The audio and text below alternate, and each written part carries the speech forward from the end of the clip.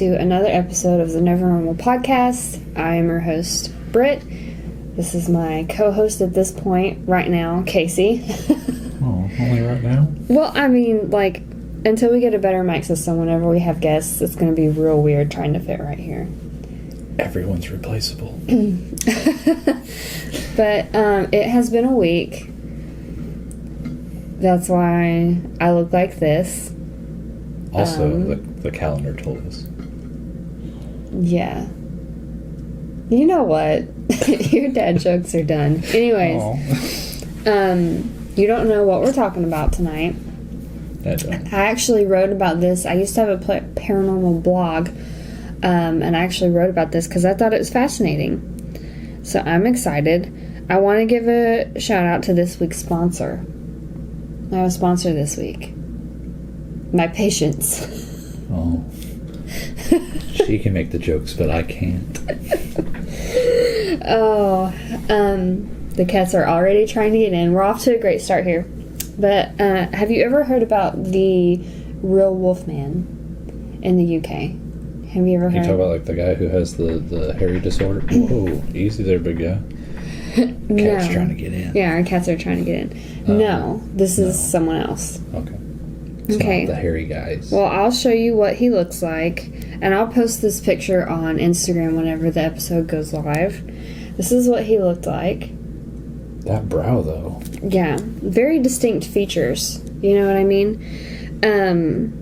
Werewolves, they've always been... I've always thought they were super cool. I know that you love them as well. I do. And they've been really big, starting with folklore all the way to the Universal monsters when they came on the screen, and it's just kind of spiraled from there into its own phenomena. There's people that still claim sightings and claim to be werewolves today. No, I did know that. Yes. I do look that up frequently. Yes. And I think we're going to... if anybody's getting bit by a werewolf, it's going to be me. You live your werewolf dreams, babe. I stalk werewolves. It's actually the complete opposite. Instead of them stalking me, I go to them. There's like this whole like blog they have of sightings of me in the bushes.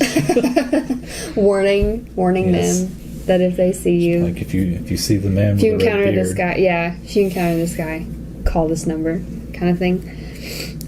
So this is actually a Ed and Lorraine Warren case. Do you know? I do know the Warrens. Okay, they're pretty big in the paranormal community. I'm planning on doing a podcast or two on them. They're kind of controversial now, which is interesting. Aren't they dead? They have unfortunately passed. So how are they controversial? What have they been doing? Well, no, just like some of their past ways that they've handled cases, and it'll kind of touch on it here. I'm sure you know what I'm talking about. Yes. I don't really have an opinion on that. I'll hold my tongue. I have plenty of opinions. Yeah. But I, however, kind of remain neutral because I never met them, so I don't really...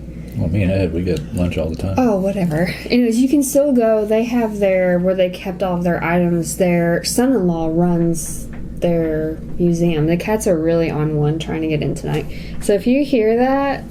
little paws under the door. Yeah, their little paws are under the door, and I think one's trying to, like, jiggle the handle up underneath. A moment of silence if we start hearing them. Oh, there it is. I don't know if you guys will be able to hear it. But anyways, so... the person that we're talking about, he goes by Bill Ramsey. His first name was William. So William Ramsey. He was born in Essex. He seemed pretty chill as a kid. He loved playing outside on his family's farm, that kind of thing. The age of 9 is when his quote-unquote curse began. So I'm going to kind of read you through everything and then we'll discuss. Because it's kind of a lot of information to take in. So... Bill was out in the family garden when he suddenly felt strange. And this is when he's 9. An anger rushed over him, causing him to literally unearth a fence post and swing it around. His parents watched in horror and awe at the sheer amount of strength that this 9-year-old boy had pulling a fence post out of the ground. A few seconds later, he began to gnaw on a piece of the mesh metal fencing that was, I guess, around on their farm. Chicken wire. I ain't got that chicken wire. That's what we rednecks would call chicken wire or hog fence. His parents didn't want to get involved with that episode. They legitimately feared for their safety, and they stayed in the house until it was over. So their 9-year-old kid, could you imagine like your 9-year-old kid just ripping up fence posts and chewing on metal wire, swinging the giant post around, and like y'all just sitting in the house? I mean, sounds fun. I guess I'd go out and join him. I don't know. I don't know. I think that would be kind of terrifying to see a kid. I mean, a young kid. Truthfully, I'd probably be like a little pissed.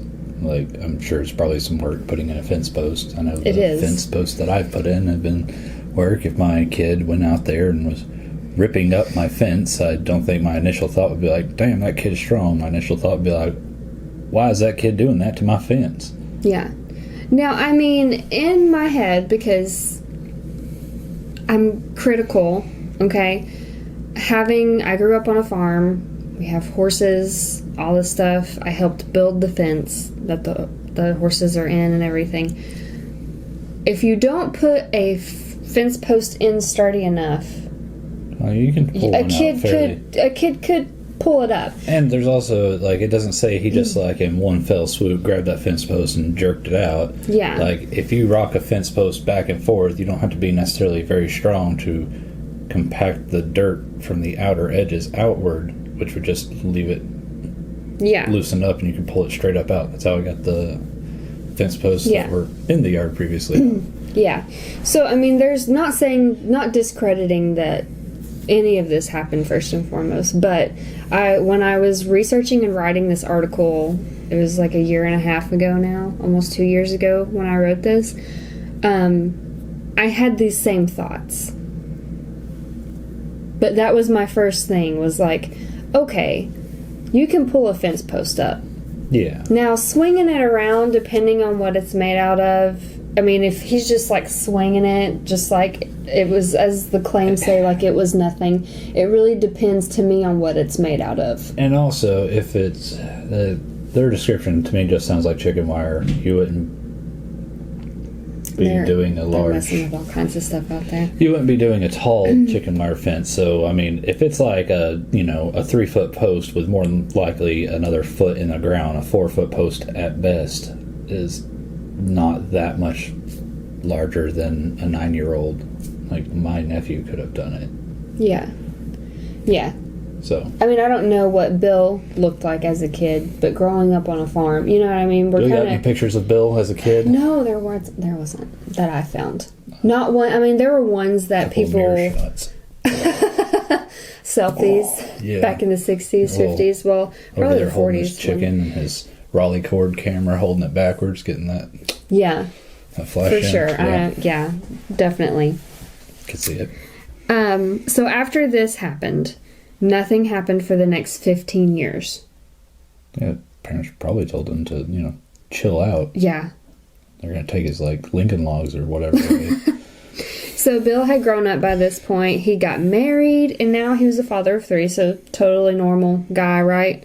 The only odd occurrence that Bill had in the first 2 years of his marriage, he claimed to be plagued by nightmares. All the exact same, with the exact same outcome. He would wake up with a super heavy feeling of dread. I'm sorry, System of a Down came to mind. Wake up! Why don't you put a little makeup? He left his keys on the table. In 1967, the dream stopped. 18 months later, he awoke one night to the heavy sounds of an animal breathing, only to realize it was him. So his own breathing woke him up, essentially, is what I'm gathering. But in his dream, I guess it sounded like an animal, and so he... I've had a snore that sounded very hoggish wake me up. It was me. It was you. I said, So, I mean, you know, nothing too crazy, right? Yeah. Nothing too out of the ordinary. Okay. So, once again, there was a 15-year gap in any happenings. In 1983, Bill was at a pub with some friends when that odd feeling that had came over him when he was a kid happened again. He rushed to the restroom to regain himself, and he looked in the mirror. He claims to see a wolf looking back at him. In the car ride home, Bill began to growl at other passengers. His hands were said to have twisted into claws, and he attempted to bite a fellow passenger. The driver stopped, and they fought really hard to keep him in the back seat. By the time they were able to, the episode had ceased. So, when was the initial episode? When he was 9? What year was that? Oh, man. Yeah, sorry, I'm making you look back on things. Let me go back up here.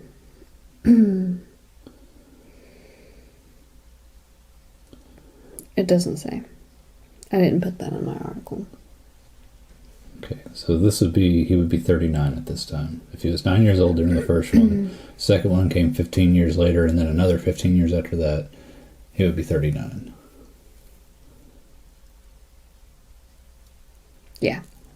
Sorry, It's I'm just interesting looking for inconsistencies in your story. It's interesting how nothing happened for 15 years, right? Mm-hmm. And then nothing happening again for 15 years. It's like a weird clock thing. Yeah, and that's what to me sounded on the bizarre side? Yeah, the off side. Yes. So right before Christmas in 1983, Bill began to have chest pains. He went to the ER because he thought he was going to have a heart attack, which is the right thing to do. When you have chest pains, you need to go get it checked out. Go on. And I say that because if my father had not went, then he wouldn't be with us. So I always tell people, when something doesn't feel right, go get it checked out. While going through a routine examination, he sank his teeth into a nurse's arm. It might have smelled good. He began to run around the ward like a possessed man, is what they called it. Witnesses revealed to authorities that Bill had a hunched-like appearance and his hands curled into claws, and his teeth were bared like a rabid dog. It took a tranquilizer to put him out. The next morning, a resident doctor examined him and suggested that maybe he should stay for observation. Bill came to the ER willingly. They couldn't make him stay because he came willingly. He was feeling fine. He left the ER, but a couple months later, he came back. I don't think they would have just released him if he full-on, sank his teeth into somebody who was running around and they had to trank him to bring him down. Well, legally, back then, you couldn't force if they came willingly. At least that's what... I mean, you're talking about the UK. Fair. You're not talking about the US. The US, he would have been in the fucking loony bin. Still, though, what are you doing, UK? Why are you releasing people when they bite Here's people? Here's a picture That's assault. that I found of the... He's got nice sunglasses and he looks like a lady. That's some chick. Anyways, and I'll post this too whenever we air the episode, but he fights cops on all fours. That's the original article that I found. Yeah, that might be his level of advantage. He's like... So a couple months later, he's going to end up back there. In January of 1984, Bill was on his way home from seeing his mother when he felt another attack coming on. At this point, he's calling them attacks. He checked himself into the ER, and the nurse went to get the doctor when Bill lunged at an orderly. Luckily, 4 police officers were visiting the hospital and sprang into action. They surrounded him. Bill put up a fight and severely wounded a police officer. He was able to be handcuffed and escorted to a squad car. When he arrived at the police station, he was calm and back to his normal self once more. The police surgeon suggested that Bill should check himself into a mental institution. At that time, it was a really bad stigma to go, so Bill didn't go to the mental institution. Bill sounds like he makes a lot of great choices in life. He is making something. In the summer of 1987, Bill was once more on his way to the police station, only this time to find he made a citizen's arrest, so he was going there for that. The moment he parked his car, his passenger ran inside of the police station. He felt another attack beginning. A police officer much larger than Bill approached the car.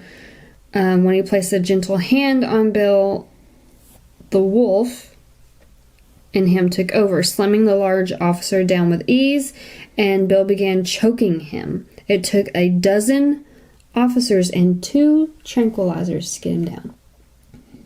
And people are saying that that wolf kicked in because he had captured that person and that was his prey running from him.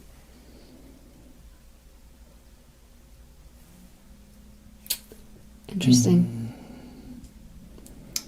We're going to take a quick break while Casey stews on this. And then the Warrens are fixing to make their appearance in all of this. Not here in the story. I was going to say, dang, Ed, tomorrow, get lunch. So yeah. So we'll be back in just a few minutes while Casey's drawing up his conclusion, because I can already see the gears turning, because it's going to be very similar to mine, but you need to hear the rest. Don't say anything, you need to hear the rest. I look at it from a law enforcement standpoint, because law enforcement. Yes, that's why I wanted to go over this with you, because it's interesting. But we'll be back in just a minute. Welcome back. You invited me. I did. This is what you wanted. This is. So, the 10 days that followed his last quote-unquote episode, they were filled with physical health and mental screenings. And health experts were baffled. There were no abnormalities. He seemed like just a regular dude, nothing going on in there. This left them kind of scratching their heads, because there was obviously something going on, but it was like, now keep in mind though, this was 1987. We've made a lot of advancements since then as far as mental health and screenings and imaging and things like that. So now's where Ed and Lorraine Warren come in. They were visiting London when they saw a news story in the television featuring Bill. They call it a tube. They dial up the beeb. Okay. Anyways. Actually, I have a friend, a very good friend in the UK. I'll need to ask him what... Do they have air conditioners yet? They're called air cons, I think. Oh no, that's the movie with Nicolas Cage. Oh my god. Anyways. Wait, no, that's Con Air. Anyways. Cage, we love you. So Bill was on the TV and they were talking about this story, and that's how Ed and Lorraine Warren found out, because they were in London visiting. So he was getting publicity from this, right? May not have been good, but it was publicity is publicity. At this point, he should have just went to the loony bin, because... I mean, he was, though. Like, I mean, before this, like, he was all like, oh, no, I don't want that. The stigma, and now it's, like, tenfold with, yeah. See? Seek help. See, kids? Seek it. Lorraine immediately set to work on getting in contact with him and was soon able to interview Bill and his family. Upon meeting with him, they had negotiated that Bill and his wife should come to their church in the United States for an exorcism. I personally do not understand what an exorcism would do for a werewolf, but... Well, it sounds like he's plenty strong. I don't think he needs to exercise anymore. Bill reluctantly agreed, and a newspaper called The People sponsored the trip. So it was a big, like, thing. You know what I mean? People magazine? Like the same people? I don't think it was the same. I think it was a different publication named that. The night before the exorcism, Bill tried to strangle his wife in her sleep. The next morning, the exorcism began. The first half an hour was, uneventful. Bill was just kind of sitting there hanging out. How big's his wife? Because if he, took down a cop that was, significantly larger than him, was choking him out, I can only imagine his wife, unless she is, Broomhilda, and is, uber strong. I don't think she was very big. I think she was kind of just average. Did she survive? Yeah. He attempted to strangle her. He didn't succeed in killing her. I'm beginning to not like this guy. So the first 30 minutes of the exorcism, Bill was kind of like, what am I doing here? He was bored. However, he began to take on another appearance almost. His face contorted, his hands formed claws once more. The priest demanded the quote-unquote demon leave. And after one more burst of fury of the wolf, he was no more. This event was recorded on film and is often studied by both skeptics and believers. I tried to find it. I think I have seen it. I have tried to find it. I searched. Didn't associate it with the story, but I do think I searched the corners of YouTube and to see if anyone had uploaded it to websites. I could not find it. Wasn't the Warrens, were they Catholic? The Catholics have their claws, and no pun intended, in a lot of things and don't want to let them go. Yeah, I don't know. Since then, there have been no more episodes. And that's pretty much it. So no. Is he still alive? I think so. I'm gonna go ask him. Let me look up and see, because again, I wrote this a couple years ago. So he could very well have passed. Let's see. Ramsey. Hear that, UK? I'm coming, and I need an air conditioner. And Con Air.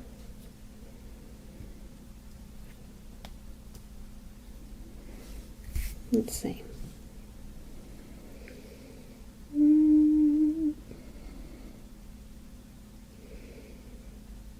It doesn't say. I'm trying to see if... Just look up his Wikipedia page. Everybody got one.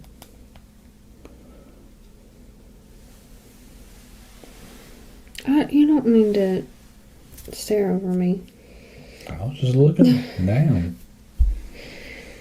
So here's an in-color photo of the exorcism. Interesting. He's literally just going they formed claws.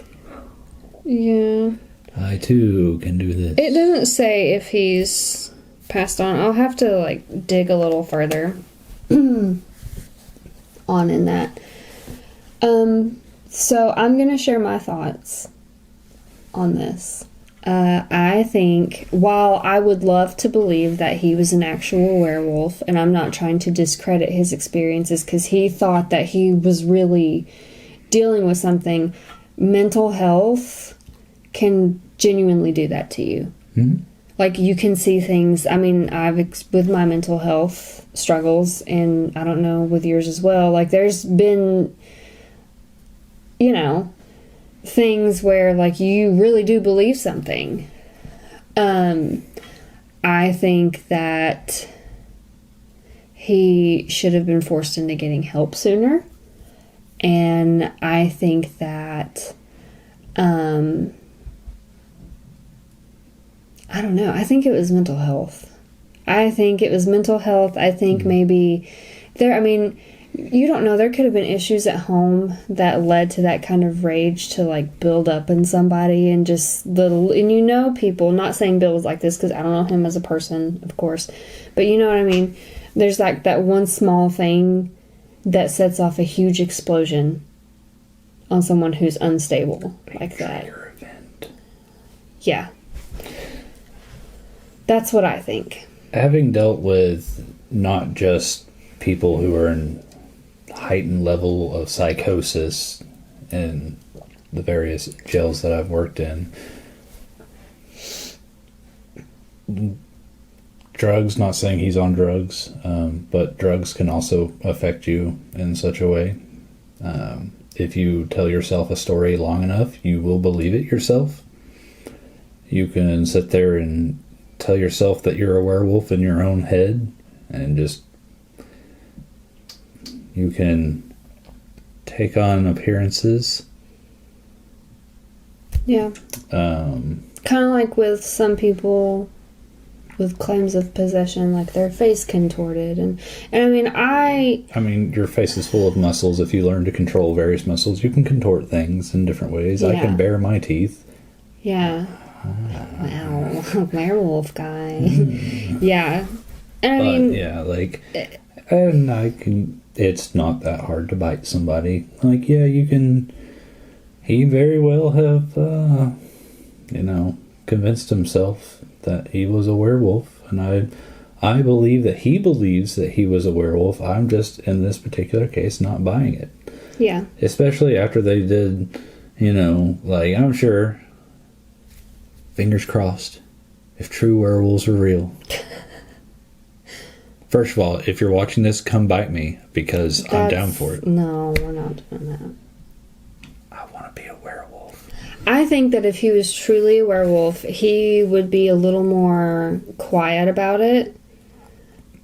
That, or other werewolves might be like, yo, we gotta calm this guy down. He's doing too much publicity on us here. Or when they did some sort of test, something somewhere wouldn't just appear normal. I know that things have advanced further now, but I'm just saying. I mean, in thinking too, also, like, what kind of tests were they running for? Like, what were they checking for? Did they miss something? Buddy is, he's so upset. He's out here honking. Poor guy. We're talking about werewolves, my guy. But I don't know. I feel, and my mom has studied normal psychology. She has a master's, and I've read through some of her books because I think it's fascinating. And I think he experienced something, but I'm thinking that what he experienced was mental illness. Well, see, I have seen a man who ended up in my arms. I know that sounds as weird as I can make it sound. Mm-hmm. But this man had torn his cell apart because he believed that there was a giant snake in that cell. Now, I couldn't personally see it, but I believe that man believed he could see that thing. I mean, he was like throwing his mattress at it. He would not get off of his bunk. As I went into the cell, he jumped off of said bunk and onto me. And like, kind of like a child does, like wrapped his legs like around my waist and was like hugging me. And I had to carry him out of that cell. I believe he believes that there was a snake in that cell. Well, and I mean, our minds are a very powerful thing. Like, we only use a small percentage of our brain. And our brains are capable of so many amazing things. So, I mean, I certainly believe that, I mean, if you have people that can have hallucinations and things, like that inmate that swore there was a snake in his cell, to him, he was probably seeing a live snake. And that's the same thing with other people who have mental illness that will have to teach themselves that things aren't there. There's one guy I saw on TikTok, when he has his episodes, he'll take pictures.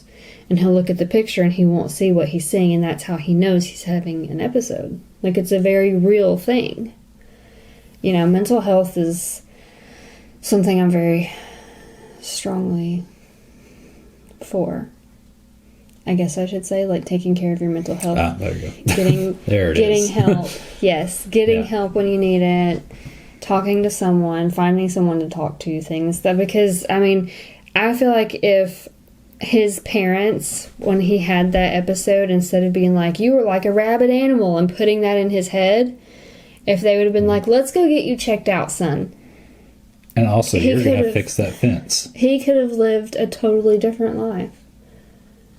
Totally different life. And I don't understand how a quote-unquote exorcism healed him unless he made in his brain believed that it healed him. And to me, that even screams more mental illness to me. Also, I just want to point out, if you ever yawned and tried to hold it in, your face will contort and you'll not look right. I just want to say, he might have just yawned during that exorcism. He was trying to hold it in, not to be rude. Didn't want to be rude. Yeah. I mean, yeah. I don't know. It's like a whole... Ed Sheeran was there. It was a whole thing. Ed Sheeran. Whatever. So, yeah. Mental health, guys. It's important. My wrist popped. That hurt. But, I mean... And I don't think that Bill was a bad guy. I think that he had a lot of unresolved issues. I don't know. He choked his wife. That's pretty bad. Well, I mean, when you got people that have PTSD, they'll do things and not... Like, it's like that rush. So, did he have PTSD? I don't know. Bill, if you're watching, come in. We'd like to have a few words. Well, no. I don't think that Bill was a bad or is a bad guy. I think that he was just someone who was very mistreated as far as mental illness goes and how they handled him. No, they definitely didn't. They dropped the ball on that. And I hate that for him. Like the entire world does every day. Yeah, on mental health. Yep. So yeah, I wanted to share that one with you. As much as I want to pull the old, Agent Fox Mulder here. I want to believe. Got my poster. It's not here, but I do need that poster. Anyway, yeah, I'm not buying this one. I didn't either. Not the story. I'm sure he probably did have his and episodes. he experienced this, and the people around him experienced what he was experiencing, and the fact like they were on the receiving end. So it's not discounting it at all. I just he was not a werewolf. No, there's something a lot deeper going on there. So yeah, we'll do a podcast though on like. I'm going to let you take the helm on the werewolves podcast. Yeah, you'll be steering the ship for that one. Because I would be really interested in hearing like your thoughts and the stories and stuff that you find and theories that you have. And I kind of just chill out. Yeah. Yes, very much. That's my zone. Wow. My zone. Anyways, thank you guys so much for hanging out. I'm going to call this one Chillcast because I'm wrapped in a blanket. I brushed my hair today and washed my face. I got this shirt when we dressed up as Scooby-Doo in the gang. So, for Halloween, yeah. For Halloween. This is my Fred shirt. Fred had a beard. Fred did have a beard. Update your fanfics. My shirt's pretty cool, though. I got it from a local shop. It's my homie, Bigfoot. I want a Mothman one in this style. I love his eyeliner is on point. His eyeliner, I could never.